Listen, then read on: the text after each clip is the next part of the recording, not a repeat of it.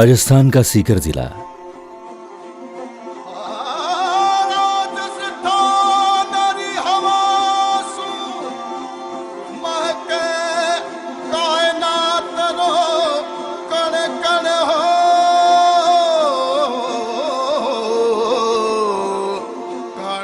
अनेक धर्मवीरों और दानवीरों के लिए प्रसिद्ध रहा है। इसी की एक तहसील दाता रामगढ़। दाता रामगढ़ तहसील के ग्राम दाता की भूमिया जी की धाणी एक शिशु की रुदन ध्वनि से गूंज उठी थी अमावस्या की उस चढ़ती रात को।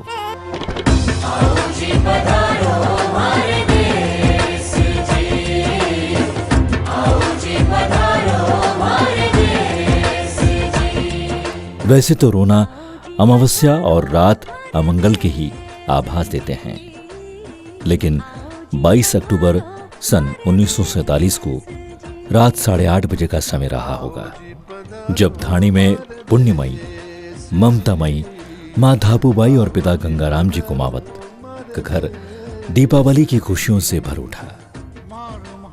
चारों ओर बधाई के स्वर गूंज उठे, थालियां घनघना उठी और मन नाचने लगा। क्यों न हो, इनकी गृहस्थी के बगीचे में अब तक 7 कलियां तो खिली थी, पर फूल नहीं खिल सका था। यद्यपि एक और कली इसमें सम्मिलित थी, इनकी चचेरी बहन के रूप में। इन 8 पुत्रियों के होते हुए भी माता की ममता प्यासी थी, पिता की आकांक्षाएं आशंकाओं से घिरी थी। तत्कालीन मान्यताओं में पुत्र ही वंशोद्धारक, कुल प्रतिपालक, वंशवर्धक जो माना जाता था, और मां ने अपनी व्यथा सुनाई कुलदेवी मां को। राजस्थान के नारना अमरसर की काली माता कुलदेवी है इस कुल की। विशेष व्रत, अनुष्ठान, पूजा पाठ एवं मानगुण का दौर चला और अंततः भक्ति की शक्ति दिखी इस वरदान के रूप में, और कुलदेवी के प्रसाद स्वरूप प्राप्त इस कुल रत्न बालक का नाम रखा गया कान्हा। बाद में 3 और पुत्रों का जन्म हुआ। 2 भाई जल्दी ही अपने लोग पुनः लौट गए, लेकिन अंतिम पुष्प श्री कृष्णलाल जी आज भी हमारे बीच विद्यमान हैं। वे उस जमाने की परिस्थितियों के बारे में बताते हैं। ठाकुर के राज था, उसी टाइम में हमारे पिताजी थे और पिताजी पसंद करते थे। जब हमारे 7 महीना थी, 2 भाई बाद हुए थे, तो पसंद होती वो उधर ठाकुर ले जाते, वो पीछे से छोड़ते क्या, कोई थोड़ा बहुत अनाज देता, उसके बाद के मैं वापस जाना चालू कर देता, ले जाके खाता। गरीबी थी। और उसके बाद में वो हमारे भाई ने जो जब इंदौर गया, उसके बाद में कुछ मजदूरी चालू हुई, तो धीरे धीरे बढ़ते रहे। इसी गरीबी थी उसी पहली तो। कच्चा मकान था, ये बाद में ही बनाया, सब पक्का मकान बाद में बनाया। ये पिताजी की और माताजी की टाइम का ही बनाया हुआ है, और 2 ही भाइयों ने मजदूरी करने के बाद मन चालू कर दिया और मन बनाता है। फिर भी कान्हा के आगमन से आंगन ब्रज बन गया था। बड़ी बहनें खूब लाड़ प्यार से उन्हें खिलाती, गाय और प्रायः बकरी के दूध से उनका पोषण होता। बाल लीलाओं से आंगन का कण कण आनंद में डूबा रहता, और घर के आर्थिक अभाव निस्तेज लगते थे। सोटा दड़ी, कबड्डी और जुरी डंका जैसे ठेठ देसी खेलों में अपनी मित्र मंडली के साथ बचपन के सुहाने दिन बीतते, पर बीमारियों की काली रात भी आती रहती। मौत आसपास मंडराई, पर कुलदेवी के इस प्रसाद पर झपट्टा न मार सकी। 5 साल की उम्र, ढाणी के पास ही थी दलकपुर की सरकारी पाठशाला। कान्हा की 5वीं तक की पढ़ाई इसी पाठशाला में हुई। वे अभी बाल अवस्था की दहलीज भी पार नहीं कर पाए थे कि परिस्थितियों ने उन्हें समझदार बना दिया। वे जानते थे अपने इतने बड़े परिवार की जिम्मेदारियां और कर्तव्य, पुरुषार्थ और भक्ति ही इसके लिए सहारा बने। बजरंग बली की आराधना में मन खूब लगता। इधर भक्ति का रंग बढ़ता गया, उधर जिम्मेदारियों को बोझ।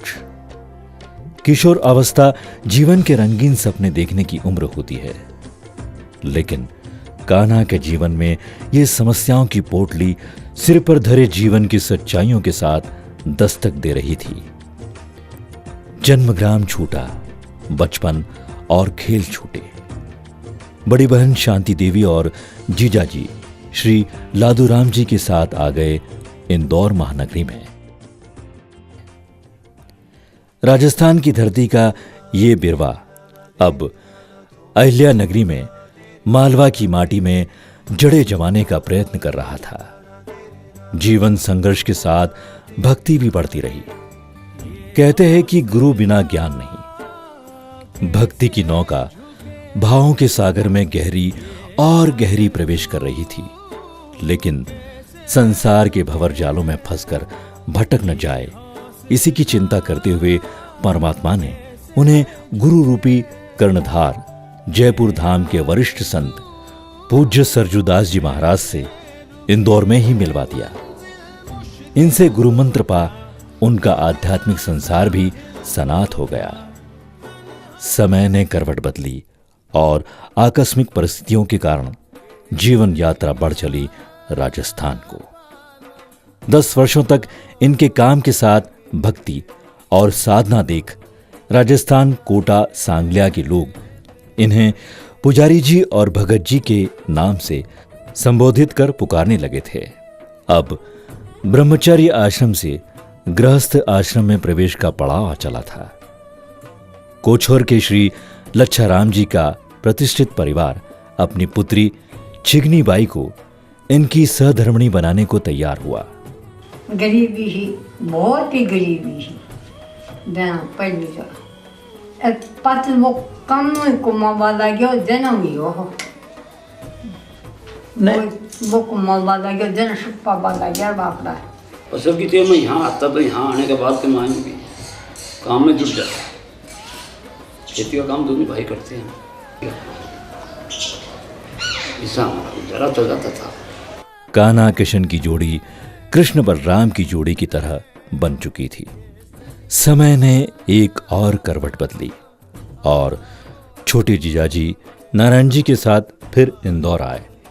4 बरस जीजाजी के साथ यहाँ काम किया। माँ अहिल्या की नगरी इनकी कर्म भूमि बनी।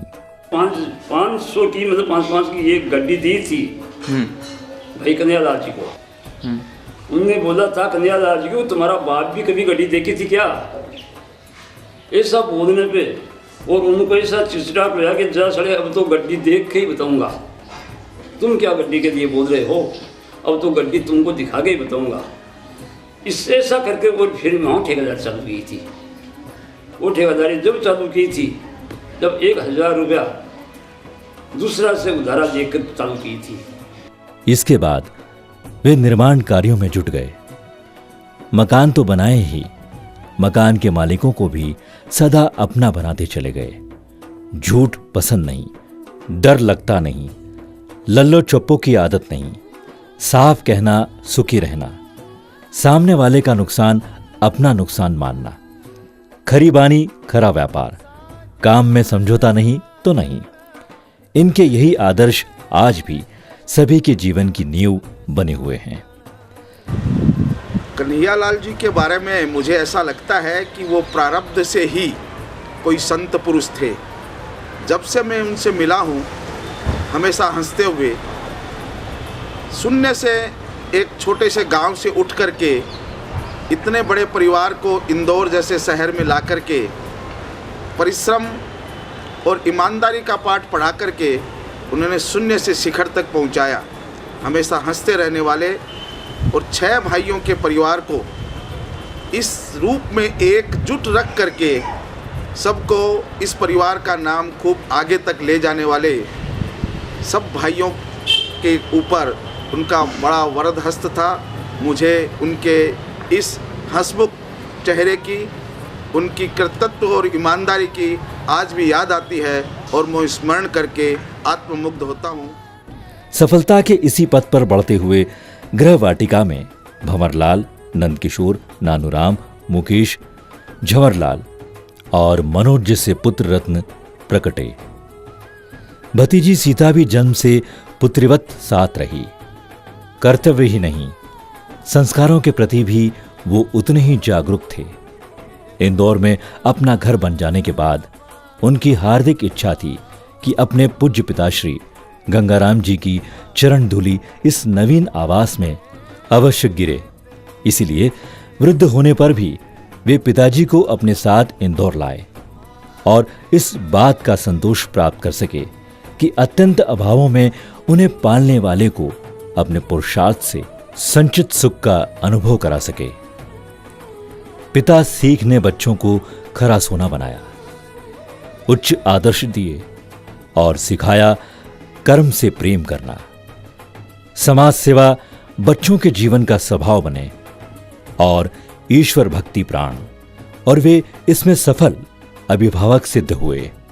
पुरुषार्थ के बेलों ने प्रगति की गाड़ी को ऐसी दिशा दी कि साथ दौड़ने वाले जमींदारों के राजरथ भी पीछे छूटने लगे। Kanhaiyalal construction company, Kanhaiyalal buildcom private limited, Rajasthan property brokers private limited, Maan buildcon private limited, Buyghar reality solutions private limited, Takshashila real estate private limited के रूप में नवनिर्माण का वो दौर चला कि नित्य नवीन भव्य वस्तुओं के कल्पक अपनी निर्माण प्रतिभा दिखाने लगे।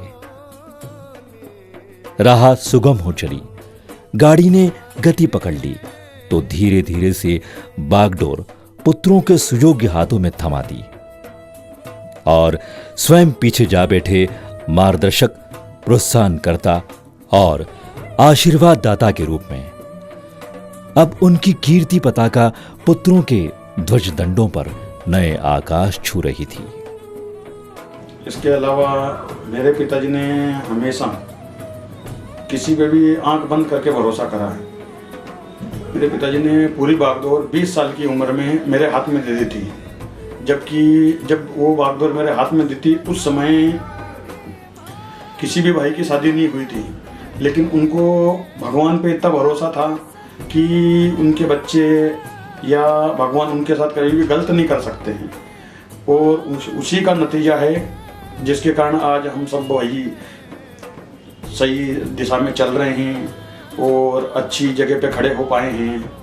क्योंकि अगर आदमी को अच्छा बेस नहीं मिलेगा या उसको आगे चलने की हिम्मत नहीं दी जाएगी तो वो आदमी कभी भी आगे नहीं बढ़ सकता किसी भी कीमत में। कान्हा जी अब कन्हैयालाल जी होकर जाने लगे, लेकिन उनके अपनों में तो वे मामा जी के नाम से जाने जाते थे। मामा अर्थात मां से दोगुना प्यार भरा हो, जिसके मन में अपरिचितों के लिए भी ऐसे देवतुल्य पितृपुरुष श्री कन्हैयालाल जी राजस्थान में दादा कहलाए, तो इंदौर में मामा अर्थात एक आदर्श भाई, सुयोग्य पिता, ममतामय कुशल मार्गदर्शक, पग पग पर सधर्मचारिणी के साथ जीवन का उज्जवल पथ दिखाते महापुरुष, आध्यात्म की गहरी समझ, अनुभव का अक्षय भंडार, मानवता के उच्च आदर्श, देश, समाज, परिवार और मानव मात्र के लिए असाधारण प्रेम, निष्ठा, समर्पण और चिंतन भरा ये उनका जीवन। इसके चलते उन्होंने सपरिवार केदारनाथ, बद्रीनाथ, गंगोत्री, यमुनोत्री चारों धाम की यात्रा पूरी करी। अंत समय तक अस्पताल के अंदर जब उनके जो एक फेफड़े से जब ब्लडिंग जो चालू थी तब भी उनकी माला कभी बंद नहीं हुई, यानी नियमित उनकी जो साधना थी, साधना खंडित नहीं हुई। और जिस दिन अंत के दिन जो है रात को जो है उन्होंने रात्रि में हमारे बड़े भाई साहब मोहनलाल जी को उन्होंने बोला कि बेटा कल सुबह जो है कन्याओं का भोजन कराना और हवन कराना है। रात को जो है 12:30-1 बजे जो है ऐसा 24 घंटे पिताजी के साथ ही रहते थे, तो भजन कराना। हमने बोला कि ठीक करा लेंगे। सुबह 5 बजे फिर आपने पंडित को बोला कि नहीं बोला, और फिर पंडित जी को बुलाया गया। सुबह जो है हवन हुई, और हवन जब 9 तारीख को सुबह जब हवन चल रहा था 9 दिसंबर को, तो वो खुद स्वाहा स्वाहा ऐसा उनको अनुभूति अंदर से जो है हो रही थी। हवन हुई, फिर कन्याओं का जो है भोजन हुआ। शाम को फिर जब आरती हुई तो आरती के समय जो है, जब इधर आरती चल रही थी तो वो भी श्री राम जय राम जय जय राम इसी जो है साधना जो कर रहे थे। उन्होंने आग्रह किया कि आज अपने को भजन रखाना है आखिर तक। मैंने बोला भजन? बोला हाँ भजन, आज जो भजन कराना है।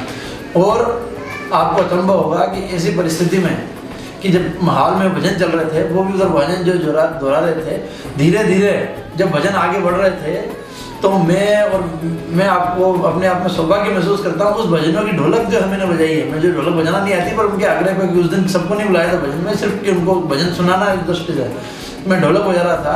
आखिरी में जब आरती का जब टाइम आया तो बड़ा अद्भुत था वो दृश्य कि जब कर्पूर गौरम करुणावतारम संसार सारम भुजगेंद्र हारम, जब आरती की जो लाइन चल रही थी, ओम जय जगदीश के जब जैसे जैसे आरती आगे बढ़ती गई, उनकी आत्मा स्वतः परमात्मा की तरफ जो है जाने लगी।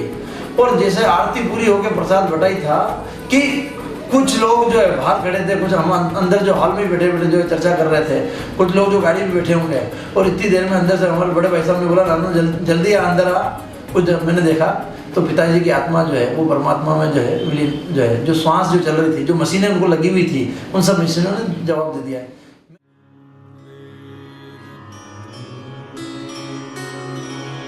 अमात्र चतुर्थो अव्यवहार्य प्रपंचोपशम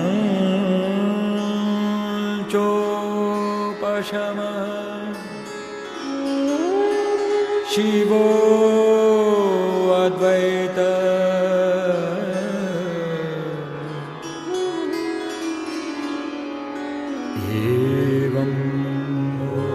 उनके अंतिम पड़ाव की झांकी ही कितनी भव्य थी।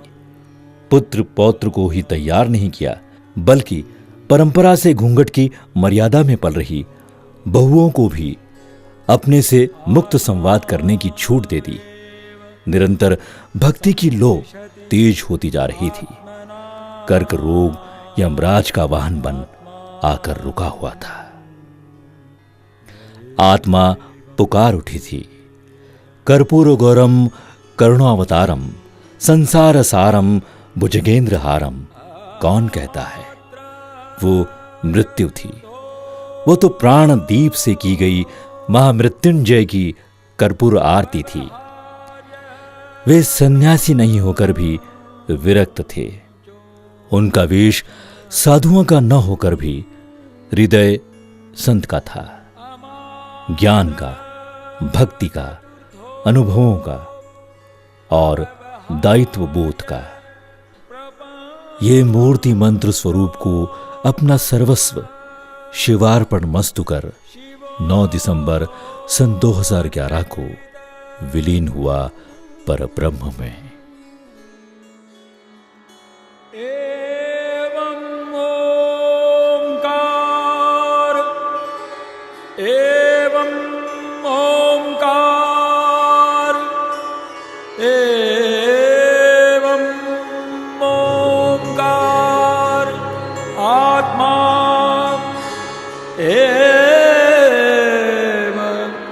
संविशति आत्मना